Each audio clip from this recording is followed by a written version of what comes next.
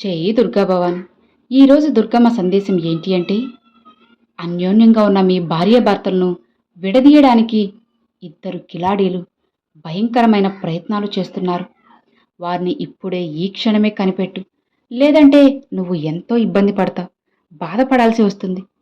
జాగ్రత్తగా ఈ దుర్గమ్మ చెప్పే మాట విని నువ్వు ఈ క్షణం కనుక జాగ్రత్త తీసుకోకపోతే తరువాత ఎన్నో ఇబ్బందులు పడాల్సి వస్తుంది. అమ్మను నమ్మి అమ్మపై నమ్మకంతో వింటావు కదా. ఇక ఏమాత్రం కూడా ఆలస్యం చేయకు. ఏమాత్రం కూడా నువ్వు వెనకడుగు వేయకు. వేశావా, తరువాత నువ్వే ఇబ్బంది పడతావు. వేస్తావా చెప్పు. అన్యోన్యంగా ఉన్న మీ కుటుంబాన్ని పూర్తిగా సర్వనాశనం చేయడానికే ఈ కిలాడీలు మీపై కన్ను వేశారు. వాళ్ళ దృష్టి మీపై, మీ కుటుంబంపై పడింది కాబట్టే ఇక మీరు వాళ్ళ నుంచి తప్పించుకోలేరు. ఇలా చూడు, గుండె గుప్పెట్లో పెట్టుకొని ధైర్యంగా విను. ఎందుకు ఇలా చెబుతున్నాను అనేది నువ్వు అర్థం చేసుకోవాలి. ఎందుకంటే ఇది నీ జీవితానికి సంబంధించిన ఒక ముఖ్యమైన విషయం. నిర్లక్ష్యం చేస్తే తర్వాత ఇబ్బంది పడాల్సింది నువ్వే. ఈ రహస్యాన్ని జాగ్రత్తగా నువ్వు వినాలి. ఆ ఇద్దరూ కూడా ఈ పెట్టెలో దాక్కుని ఉన్నారు. ఇక్కడ చూడు, ఒక పెట్టె ఉంచాను కదా, ఆ పెట్టెలో దాక్కుని ఉన్నారమ్మా. వాళ్ళందరూ కూడా అసలు వాళ్ళ రూపం ఏంటి, వాళ్ళ రంగు ఏంటి, వాళ్ళ లక్షణాలు ఏంటి, ఎక్కడుంటారు, నీకు తెలిసిన వాళ్ళ, తెలియని వాళ్ళ, కొత్త వాళ్ళ, అసలు ఎందుకు మీ భార్యాభర్తలను విడగొట్టాలని ప్రయత్నం చేస్తున్నారు, ఎందుకు వాళ్ళ చూపు మీపై పడింది, మీ కుటుంబం మీద పడింది, నీ బంధం మీద పడింది, ఇలా అన్నీ కూడా వివరంగా చెబుతాను. అందుకే పరుగు పరుగున నీ ముందుకు వచ్చాను. అక్కడ ప్రాణాపాయ స్థితిలో ఉన్నా కూడా నా బిడ్డల్ని వదిలేసి ఎందుకు వచ్చానో తెలుసా? నిన్ను హెచ్చరించాలనే వచ్చాను. ఏమాత్రం నిర్లక్ష్యం చేసినా, అజాగ్రత్తగా ఉన్నా తర్వాత నేను కూడా ఏమీ చేయలేను.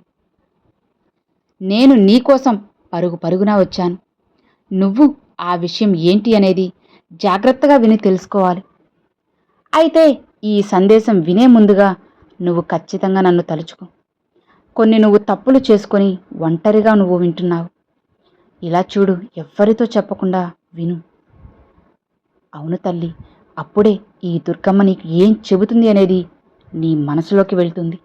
అలా కాకుండా అందరిలో గందరగోళంగా విన్నావంటే నా మాటలు నీ చెవిన మాత్రమే పడతాయి. వాటికి నీకు అర్థం కూడా తెలియదు. సరేనమ్మా? కాబట్టి మనశ్శాంతిగా ఉండు. నువ్వు మనశ్శాంతి లేక ఎంతోమంది కొన్ని ఇబ్బందులు పడుతున్నారు. అందుకే నా ఈ సందేశాల ద్వారా నీకున్న ఆర్థిక సమస్యలు, కుటుంబ సమస్యలు, మానసిక సమస్యలు ఎలాంటివైనా సరే శాశ్వత పరిష్కారం అనేది నేను చూపబోతున్నాను తల్లి. అవును, మరి ఈ దుర్గమ్మ మాటని నువ్వు పెడచెవిన పెట్టకుండా వింటావు కదా, అర్థం చేసుకొని జాగ్రత్త పడతావు కదా. వింటే నీకు పరిష్కారం అనేది క్షణంలో జరుగుతుంది. అవును బిడ్డ, ఈ దుర్గమ్మ మాటల్ని నువ్వు విను. ఈరోజు ఈ సందేశం అలాంటి సందేశం అనుకోవద్దమ్మా. ఇది నీ జీవితానికి సంబంధించింది, ముఖ్యమైంది, నీ బంధానికి సంబంధించింది. అందుకే ఇంతలా చెబుతూ ఉన్నాను. ఇదిగో, ఇక్కడ నా బిడ్డలు కూడా నా కోసం ఎదురు చూస్తూ ఉన్నారు. వాళ్ళ కష్టాలతో కన్నీళ్లు పెట్టుకుని మొరపెట్టుకుంటూ ఉన్నా కూడా వాళ్ళందరినీ పక్కకు పెట్టేసి నీ దగ్గరకు ఎందుకు నేను పరుగు పరుగున వచ్చానో తెలుసా? దాని వెనుక ఒక అర్థముందమ్మా. అది ఏంటో నువ్వు తెలుసుకో. ఈ సందేశం సగంలో నువ్వు ఆపేసి వెళ్ళావంటే ఆపదలో పడతావు. జాగ్రత్త. ఆ ఇద్దరు వ్యక్తులు కూడా స్త్రీలే. ఆ కిలాడీ లేడీలు నీ జీవితం మీదే కన్నేశారు, నీ బంధం మీద కన్నేశారు. ఎలా అయినా సరే మంచిగా ఉన్న మిమ్మల్ని విడగొట్టేయాలి, కష్టాలు పాలు చేయాలి, ఇబ్బంది పడేలా చేయాలి, మీరు ఎదిగి రాకుండా నష్టపోవాలి అని వాళ్ళు పెద్ద స్కెచ్చే వేస్తూ ఉన్నారు. అందుకే ఎన్ని పనులున్నా సరే పక్కన పడేసే. కాసేపు ఎవరూ లేని చోట మాత్రమే ప్రశాంతంగా కూర్చొని ఎవరు ఏం చెప్పినా కూడా నీ చెవిన పడకుండా నేను చెప్పేది మాత్రమే విని అర్థం చేసుకో.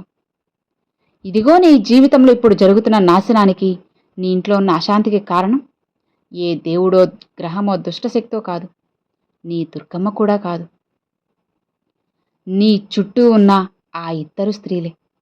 అవును, నేను చెబుతున్నది, నువ్వు వింటున్నది సత్యం.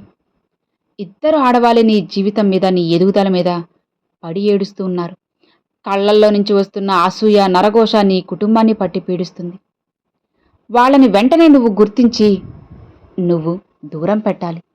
లేదంటే నీ జీవితం, నీ సంసారం, నీ బంధం, ఆర్థిక పరిస్థితి ఒక నరకంలా మారుతుంది. నేను ఇది నిన్ను భయపెట్టడానికి చెప్తున్న మాటలు కాదు, హెచ్చరించడానికి చెప్తున్నాను. అవునమ్మా, నీ కోసం నువ్వు జాగ్రత్తగా ఉండడం కోసం చెప్తున్న పచ్చి నిజం ఇది. ఆ ఇద్దరు స్త్రీలు ఎవరో, వారి లక్షణాలు ఏంటో అన్నీ వివరంగా చెబుతాను. వింటావు కదా? బిడ్డా, నువ్వు ఎప్పుడూ ధైర్యంగా ఉండాలి. ఏది వచ్చినా సరే నేనున్నాను అని నమ్మకంతో ఉండు. నాపై నమ్మకం ఉంచు. నీ జీవితాన్ని చక్కబెడతాను. ఇలాంటి దుష్ట శక్తుల్ని నీ జీవితం నుంచి తరిమి తరిమి కొడతాను. నీకు వచ్చిన భయమేమీ లేదమ్మా. కాకపోతే జాగ్రత్తగా ఉండు.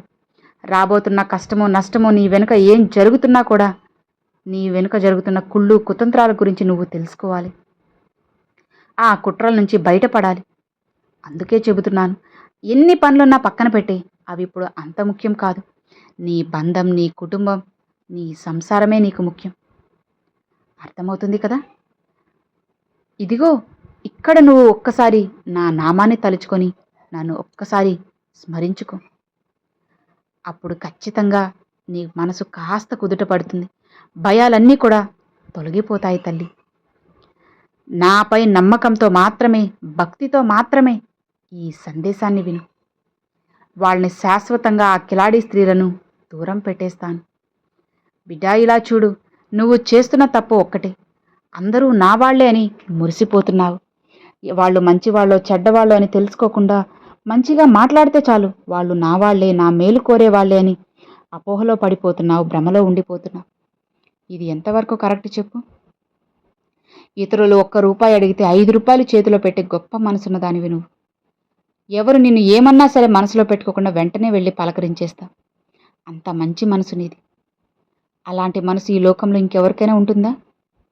ఇతరులకి అసలు ఇప్పుడు ఎలా ఉన్నారంటే, అన్నం పెట్టిన చేతులకే కోతులు తవ్వుతూ ఉన్నారు. అలాంటి నీచమైన లోకంలో నువ్వు బ్రతుకుతున్నావంటే నువ్వు ఎంత జాగ్రత్తగా ఉండాలో ఆలోచించు. అందరికీ మంచే చేస్తూ ఉంటున్నావు. నా దుర్గమ్మ చెప్పింది అని వాళ్ళకి వీళ్ళకి అంటూ అన్నీ చేస్తూనే ఉన్నావు. నా పేరు చెప్పి ఎవరు నీ దగ్గరికి వచ్చినా సరే వాళ్ళకి సాయం చేస్తూ ఉంటావు. అవును కదా? ఇదే నీలో ఉన్న పెద్ద బలహీనత. నీకా మొహమాటం ఎక్కువ. అందరినీ గుడ్డిగా నమ్మేస్తా. నిన్ను నువ్వే మోసం చేసుకుంటావు. నా స్నేహితులే కదా అని ఇంట్లో ఏ కొత్త వస్తువు కొన్నా సరే, భార్యాభర్తలు సంతోషంగా ఉన్నా, పిల్లల చదువులో ముందున్నా, నీ వెనుక ఉన్న వాళ్ళకు కడుపు మండిపోతుంది. ఆ కడుపు మంట రగులుతున్నప్పుడు ఆ ఇద్దరు స్త్రీలు మాత్రం, ఆ ఇద్దరు కిలాడి స్త్రీలు కూడా ఎవరు అంటే, వాళ్ళకి కొమ్ములుండవు, క్రూరంగా కూరలు కూడా ఉండవమ్మా. వాళ్ళు అందరిలానే చీర కట్టుకొని, బొట్టు పెట్టుకొని, అమాయకంగా కనిపిస్తూ నీతో మచ్చిక చేసుకుంటూ ఉన్నారు. అలా అని వాళ్ళు నీకు మంచి చేయడం లేదు. నువ్వు పైకి వస్తూ ఉంటే, ఎదుగుతూ ఉంటే నిన్ను చూసి ఈర్ష్యపడుతూ ఉన్నారు. నీ వెనుక గోతులు తవ్వుతూ ఉన్నారు. నీకే తెలియకుండా నీ ముందు ఒకలా, నీ వెనుక ఒకలా మాట్లాడుతూ ఉన్నారు. అలాంటి వాళ్ళకి నువ్వు ఎంత దూరంగా ఉంటే నీ జీవితం, నీ కుటుంబం అంత సంతోషంగా ఉంటారు. అర్థమవుతుంది కదా తల్లి? వాళ్ళ ప్రధాన ఉద్దేశం ఏంటి అంటే, మీ భార్యాభర్తలు శాశ్వతంగా విడిపోవాలి. ఎందుకంటే వాళ్ళ ముందే కదా మీరు సంతోషంగా, ఆనందంగా నవ్వుకుంటూ, పిల్లా పాపలతో, అత్తామామలతో హాయిగా ఉంటున్నారు. ఇది చూసే వాళ్ళు ఓర్వలేక నిన్ను శాశ్వతంగా మిమ్మల్ని విడగొట్టాలని అనుకుంటున్నారు. భయపడకమ్మా. ఏంటి తల్లి, నేను ఎవరికి ఏం అన్యాయం చేశాను ఇలా జరుగుతుంది అంటున్నావా? ఇప్పుడున్న ఈ రోజుల్లో అన్యాయమే చేయనవసరం లేదమ్మా. సంతోషంగా ఉంటే చాలు. ఓర్వలేని కళ్ళు మన చుట్టూ బోలెడు మంది ఉన్నారు. వాళ్ళందరి నుంచి నువ్వు తప్పించుకొని నీ జీవితాన్ని నీకు నచ్చినట్లుగా సంతోషంగా జీవించగలగాలి. ఎవరు ఏమనుకుంటున్నారో అన్న విషయాన్ని పక్కన పెట్టేసి నీ దారిన నువ్వు నడు. అప్పుడే కదా నీ జీవితం, నీ కుటుంబం జీవితం సంతోషంగా, హాయిగా ఉండేది చెప్పు. అలా కాకుండా ఎవరో ఏదో అనుకుంటారని నీ ప్రయత్నాలన్నీ ఆపేసుకొని, ఎవరో ఏదో అనుకుంటారని నీ లక్ష్యాన్ని నువ్వు ఆపేసుకుంటే ఎలా తల్లి? నువ్వు సంతోషంగా ఎలా ఉండగలవు? ముందుకు ఎలా ఉండగలవు? ఎవరు ఏమనుకున్నా సరే నీకు అనవసరం. అది మంచిదనిపించిందా? సరే, చేసేసే. నీ బంధం సహకారంతో ముందుకు వెళ్ళిపో. నీ బంధం సహకారమే కాదు, ఈ దుర్గమ్మ ఆశీర్వాదం, అనుగ్రహం కూడా నీకు పుష్కలంగా ఉంటుంది. ఇక ఏమాత్రం దేనికి భయపడకుండా హాయిగా సంతోషంగా ముందుకు వెళ్ళు. మిగతావన్నీ నేను చూసుకుంటానమ్మా. నువ్వు ఏది కొనుక్కున్నా సరే వాళ్ళకి కడుపు మంట. ఒక చిన్న వస్తువు కానీ, బంగారు కొన్నా, ఇంట్లో వస్తువులు కొన్నా, పిల్లలకు మంచిగా బట్టలు కొన్నా సరే వాళ్ళు చూసి ఓర్వలేకపోతున్నారు. వీళ్ళు ఎంత బాగున్నారు, ఆహా ఓహో, వీళ్ళ మధ్య ఎలా అయినా సరే చిచ్చు పెట్టాలి, వీళ్ళ బంధాన్ని విడగొట్టాలి, కుటుంబాన్ని చిన్నాభిన్నం చేసేయాలి అని చెప్పి నీ వెనక నీకే తెలియకుండా ఎన్నో పన్నాగాలు పన్నుతున్నారు. వాళ్ళ నుంచి నువ్వు జాగ్రత్త పడాలమ్మా. వాళ్ళ చెడు దృష్టి నీపై పడకుండా ఉండాలి అంటే ఇంటికి నిమ్మకాయలు, అలానే ఎండుమిరపకాయలు దిష్టి తగలకుండా కట్టు. ప్రతి వారం కూడా పసుపు, రాళ్ళుప్పు వేసి ఇల్లుకు అనేది తుడుచుకుంటూ ఉండాలి. అలానే ప్రతి అమావాస్యకి ఇంటిల్లపాది మొత్తం దిష్టి తీసుకోండి. ఇలా చేయడం వల్ల ఏ కను దృష్టి, చెడు దృష్టి కూడా మీకు, మీ కుటుంబానికి అస్సలు తగలదు తల్లి. ఈ దుర్గమ్మ చెప్పేది అర్థమైంది కదా. నిదానంగా నీ చుట్టూ ఉన్న మనుషుల్ని దూరం పెట్టు.